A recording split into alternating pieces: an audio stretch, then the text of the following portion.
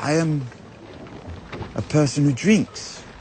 People who drink need to keep drinking. Sure, you say that now, but after today's episode, you might want to rethink that policy.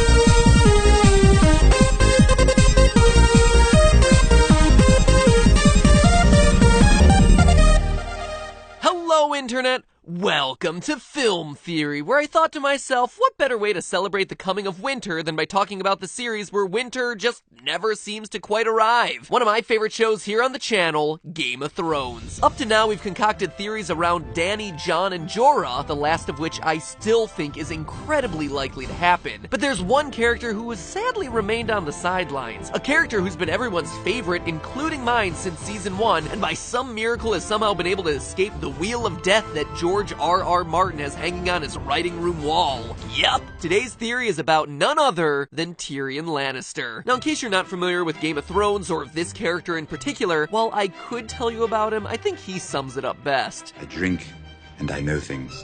Yeah, that about does it. And when he says he drinks, man, can Tyrion drink! The channel Movie Maniacs put together a compilation of every Game of Thrones character's drinking throughout the first 4 seasons, and I get a little woozy just watching it. Roll the tape! That's a good red. More wine? Tyrion, buddy, I'm afraid your drinking is really starting to get out of hand. And I don't mean let's get you to Alcoholics Anonymous, I mean more like your liver is a lump of coal and you should be catatonic right now. Tyrion even admits that being as sloshed as he is at all hours of the day is way harder than it looks. It's not easy being drunk all the time.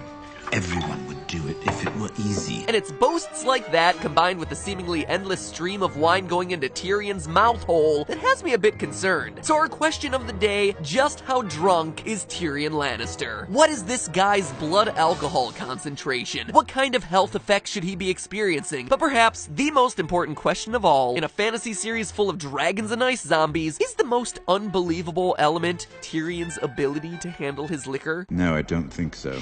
We'll see, my friend. We'll see. Now, don't get me wrong, Tyrion's drinking isn't the kind of behavior that I'm gonna defend here. Heck, when most of my friends were in college out drinking at parties, no joke, I was trying to start a show choir. Yeah, talk about regrettable life decisions. And I was sober! Suffice it to say that I can't estimate how drunk Tyrion is from any kind of personal experience, so I'll try to prove how drunk he is in the best way that I know how. Science! And some history. And maybe a few leaps of theorist logic, but mostly science. So the first thing that we're gonna need to do if we're gonna calculate the level of Tyrion's intoxication is determine exactly what he's drinking. Game of Thrones watchers might know some of these wines by name, like Arbor Gold, Arbor Red, and Dornish Red, but what would the real-world equivalents of these be? It's actually a tricky question since the popular types and strengths of wine have changed throughout history, and fans of Game of Thrones argue about when exactly the series should be set. Well, the knee-jerk reaction to castles, knights, and dragons would be to put it into the medieval period, which lasted from the 5th century to the mid-15th century. Based on my research, Game of Thrones is actually taking place a bit later than that. Sure, George R.R. Martin has said that part of the inspiration for the series was the English War of the Roses, which took place from 1455 to 1487, but there's one piece of evidence that guarantees the events of the show are happening at least 50 years after those dates. And for as unimportant as 50 years might seem, that little difference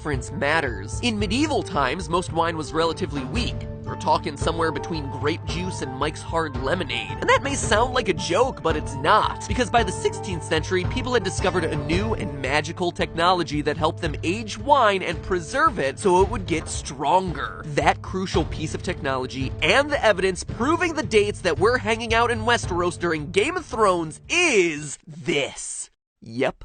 A cork. In season 1, the wine merchant who tries to poison Daenerys pulls a cork out of the cask and talks about the need to, quote, let the wine breathe. So clearly Westeros is hip to the newfangled cork trend. That moment, coupled with their advanced understanding of medicine, large cities with standing armies, and global trading system, points to the series taking place during the post-Columbian exchange of the 16th and 17th centuries. Sorry, I just gotta laugh in moments like this, since in order to calculate something as ridiculous ridiculous as how drunk a fictional character is, we're forced to explore the history of global trade and the evolution of cork-based technology. Ah, it's why I love my job! Anyway, what does any of this mean for our theory? Well, it tells us that royalty like Tyrion Lannister would likely be drinking wines that are aged or fortified, i.e. the really strong stuff. In the 16th century, fortifying wine became so popular and so strong, it would make a box of Franzia look like an oversized juice box. The most popular fortified wines of the day, like Malmsey, sherry, and port, all have alcohol contents of around 22% alcohol by volume. That number on its own might not mean a lot to you, but by comparison, an average bottle of wine nowadays is going to be in the realm of 11% alcohol by volume. So the stuff that we see Tyrion drinking throughout Game of Thrones is going to be nearly twice as strong. And honestly, it can go up from there. In A Clash of Kings, the second novel of the series, Tyrion reveals that when Robert Baratheon was killed by a boar, he'd been consuming fortified wine that was 3 times as strong as usual, which would seem to indicate that its alcohol by volume was around 40%, which is as strong as a hard liquor like whiskey, but he's downing it like wine. So for our purposes today, we're safe to assume that Tyrion is drinking strong, fortified wine at about 20% alcohol by volume. But of course, knowing what Tyrion is drinking is only part of the equation. To determine how drunk he's really getting, we need to consider how much he's drinking and how quickly he's drinking it. Our best scenario for this is Tyrion and Sansa's wedding banquet from season 3. Now obviously we don't see the whole scene, but we can figure it out and make some estimates based on what we do see. For one, Tyrion is filling his chalice to the very top, which is a bad sign. A serving of wine is typically about 4 to 5 fluid ounces, but the full volume of this glass is going to be something similar to this modern goblet from Williams & Sonoma for $80? Jeez! No wonder history invented the red Solo cup. Lannisters always pay their debts. Yeah, Lannisters always pay Williams & Sonoma. Man, home goods are way too expensive. Anyway, that overpriced vessel for holding fluid has a capacity of 10 ounces. So each time Tyrion fills and empties his glass, he's draining a double serving of wine. In the brief moments of the banquet that we do see, Tyrion downs 2 of those glasses in a matter of minutes. And more importantly, he was already drunk to begin with. Tyrion was out pre-gaming. This is the first shot that we see of him at the reception. If that face doesn't say, "I'm about to regret my life choices," I don't know what does. Now we can't say for sure how long that wedding reception lasts, but we can calculate both a conservative estimate and an aggressive estimate. Assuming that the banquet is fairly short, say an hour or 2, and Tyrion finishes his wine every half hour, then he's gonna consume roughly 30 to 40 fluid ounces of wine, or about a third of a gallon, 1.26 liters of alcohol. If he's drinking at the breakneck pace he seems to be, polishing off a glass every 15 minutes for upwards of 3 hours, then maybe he drinks as much as 100 ounces, just under 3/4 of a gallon, or for those on the metric system, just shy of 3 liters. That is a ton of alcohol. That's more than the amount of Diet Coke that I drink every day. And whether you're talking about the conservative estimate or the aggressive estimate, either way, it ain't gonna be pretty. But before we address that and determine the medical consequences of Tyrion's beverage of choice, there's one last factor that we have to take into account: Tyrion's weight. Alcohol tends to affect people proportionately based on their size. So while Tyrion might be able to drink as much as the Mountain, his blood alcohol concentration is gonna be a lot higher than that of someone who weighs 400 pounds. Peter Dinklage, the actor who plays Tyrion Lannister, stands at 4 feet 5 inches tall, and is estimated to weigh anywhere between 88 and 112 pounds. And honestly, with as much fizzy lifting drink that Tyrion is pumping into his body, a few pounds in either direction isn't gonna make that much of a difference, so let's call him 100 pounds or 35.35 kilograms. So knowing that, let's go back to our conservative number. If a man of Tyrion's size drinks roughly 6 glasses of strong fortified wine in the space of about 2 hours, that person's peak blood alcohol concentration is gonna be somewhere between, drumroll please, 0.30 and 0.35%. Huh. Well, damn. Kinda expected that to be a more climactic moment. But I guess it's really hard to get hyped when every number that you're possibly gonna be talking about is gonna be less than 1. Because let me impress this upon you, dear viewer, 0.3 and 0.35 are huge numbers when it comes to blood alcohol concentration. Let me try to explain to you how scary these numbers are, even if the numbers themselves don't seem all that scary. Well, first take into account that blood alcohol concentration measures how many grams of alcohol are in every 100 milliliters of your blood. So having 0.3 grams of alcohol in every 100 milliliters milliliters of your blood is a lot of alcohol relative to the amount of blood that you have pumping through your veins. I mean, any of you watching who've passed driver's ed should know that the legal limit to drive in the US is 0.08%, which surprisingly is one of the highest limits of any country. Most others are hanging in the 0.05 range, and that means that Tyrion is at least 4 times as drunk as someone who would be considered a drunk driver in the US in this scene. In fact, I'm kinda limited by how much I can impress upon you how crazy these numbers are. If you really want to see the world through Tyrion's eyes at that level of intoxication, there's actually a link in the description to a website that I helped work on in partnership with the National Highway Traffic Safety Administration that simulates going through a night getting progressively more impaired. It's actually really cool and gives you a better perspective at what these numbers translate to. I'll be talking more about that at the end of the video, but for now, remember that this 0.3 BAC is a conservative estimate and it's already a huge number. And already that alone comes with some intense health risks. Impaired breathing, impaired heart rate, lapses in consciousness, even a low possibility of death. And honestly, the evidence from the show supports our calculation. After the wedding banquet, when Tyrion and Sansa go off to their bedchamber, Tyrion refuses to consummate the marriage if Sansa doesn't want to. He then takes one last swig of wine and passes out cold. That instance of sudden onset unconsciousness, which is played largely to lighten up a very heavy scene, is actually something that occurs when BAC levels reach about 0.30. If now we switch over to our aggressive estimate and say that Tyrion had been drinking more than that, at a rate closer to what we see in the scenes that the show does put on screen, then Tyrion's blood alcohol concentration skyrockets to a whopping 0.84. Again, the number on its own might not seem impressive, but think about this. That number shouldn't physically be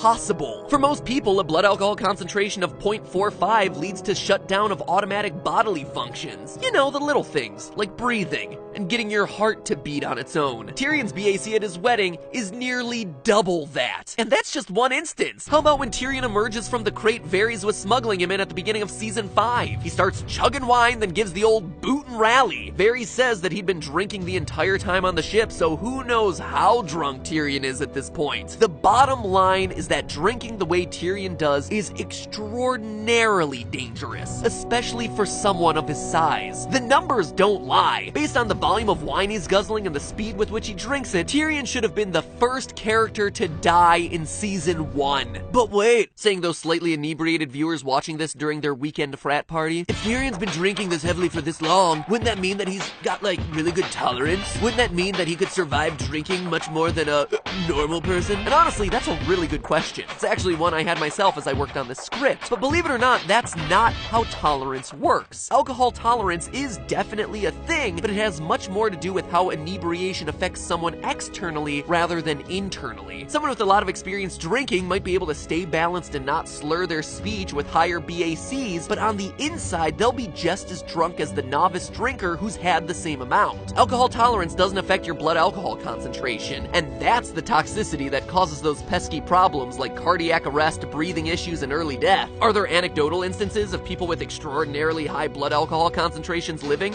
Sure! There was this one guy who stole a vehicle full of sheep in South Africa and was recorded with an unimaginable BAC of 1.6%. Not 0.16%, 1.6%, aka 20 times the legal driving limit. That person had to have been a genetic anomaly. I'm sure Professor X is reaching out to the guy as we speak. But in general, tolerance doesn't determine your BAC.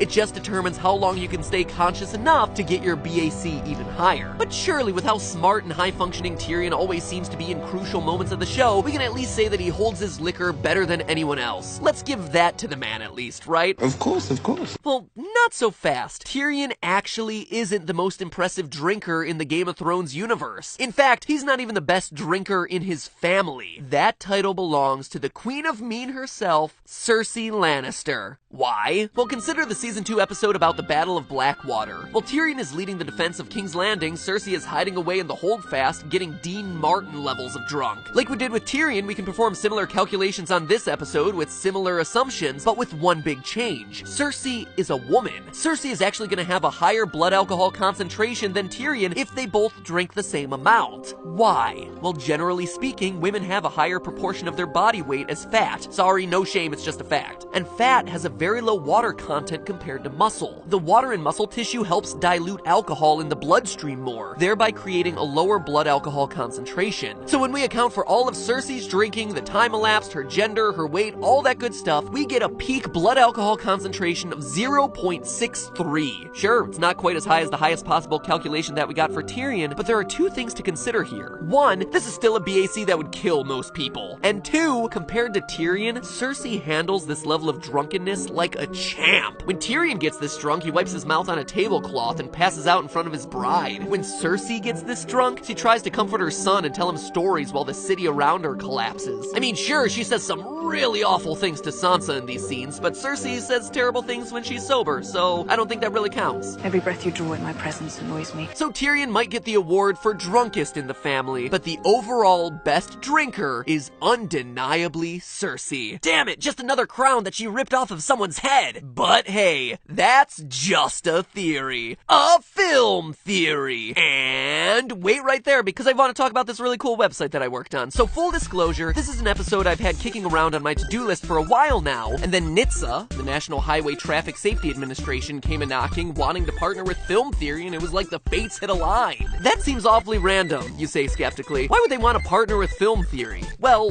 one, because we're super cool, duh. But two, because we specialize in translating complicated educational concepts into fun videos that most people can understand. Like this one in blood alcohol concentration. They actually asked me to serve as a guide through this really cool 360-degree website that gives you a first-person experience of a night on the town getting more and more buzzed. Maybe you can't get up to Tyrion coma levels of drunkenness like 0.8, but you can get your BAC to some dangerously large numbers. And like I said in the episode, because so much of blood alcohol concentration depends on perceptual differences that you experience at different levels, this is a great way to experience it firsthand in the safety of your own home. And for free. You're not actually having to pay for any alcohol. So give it a go and tell me how it goes. In fact, you'll see me there as I guide you through the experience. Go up against my raging nerd brain and bar trivia. Or just listen to my snarky remarks as I wait there for you to choose a darn drink. Seriously, just pick the darn thing. All in all, it was a fantastic project to work on, and it presents a super fun way to learn about the effects of alcohol. A 360-degree choose-your-own-adventure style evening of getting drunk. It's not too shabby. So go to the website you see on screen, or just hammer the link in the top line of the description